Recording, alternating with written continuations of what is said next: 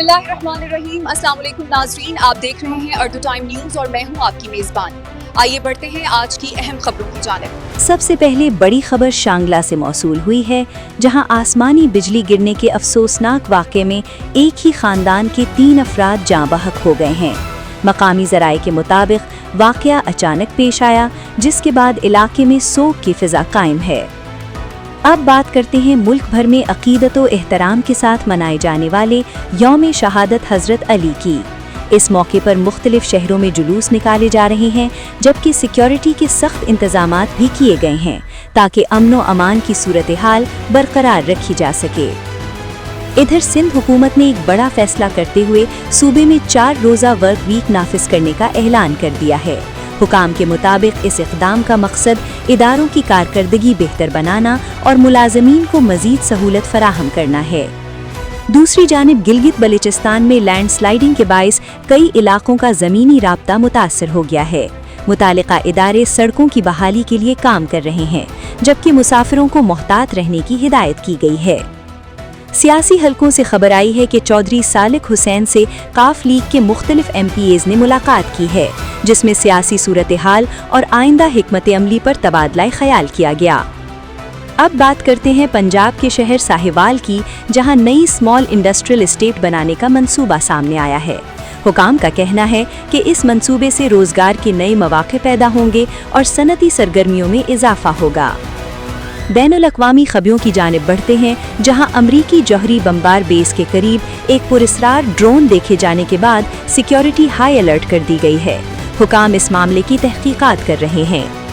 दूसरी जानिब ईरान जंग के असरात मुख्तलिफ ममालिक तक पहुँच गए हैं और रिपोर्ट्स के मुताबिक मुख्तलिफ इलाकों में सैकड़ों हलाकतें सामने आई हैं, जिसके बाद आलमी बरादरी में तशवीश बढ़ गई है।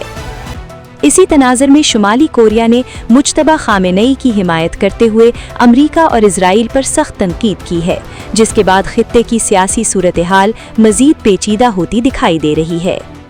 इधर ईरान की जानिब से दावा किया गया है कि कुवैत में अमरीकी अड्डे और इजरायली एयरपोर्ट को निशाना बनाया गया है, ताहम इस हवाले से मज़ीद तफसीलात सामने आना अभी बाकी हैं। अब रुख करते हैं सऊदी अरब का, जहां खुद मुख्तारी, इंसाफ और अमन के पैगाम के साथ यौम परचम मनाया जा रहा है और मुख्तलिफ शहरों में तकरीबात का एहतमाम किया गया है। इसी दौरान महकमा मौसमियात ने पेशगोई की है कि सऊदी अरब के कई इलाकों में बुध से इतवार तक बारिश और जालाबारी का इम्कान है, जिसके बाइस शहरियों को एहतियात बरतने की हिदायत की गई है। तारीखी खबर ताइफ के करीब से आई है, जहां तकरीबन 1400 साल पुरानी मस्जिद की बहाली का काम मुकम्मल किया जा रहा है और इसे तारीखी विरसे के तौर पर महफूज किया जा रहा है। खेलों की दुनिया से खबर ये है कि ऑस्ट्रेलिया में पनाह लेने वाली ईरानी विमेन फुटबॉलर्स की तादाद अब 7 हो गई है, जिस पर आलमी मीडिया की तवज्जो मरकूज हो गई है। इधर ICC के मुताबिक फ़िज़ाई रुकावटों के बाइस वर्ल्ड कप में शरीक कई टीमों की वापसी में ताख़ीर का सामना करना पड़ रहा है। शोबिज़ इंडस्ट्री से भी एक खबर सामने आई है, जहां डॉक्टर नबीहा के शौहर ने अदाकारा फ़िज़ा अली के रमज़ान में किए गए किरदार पर सख्त तनकीद करते हुए इसे शैतान की जानशीन करार दिया है।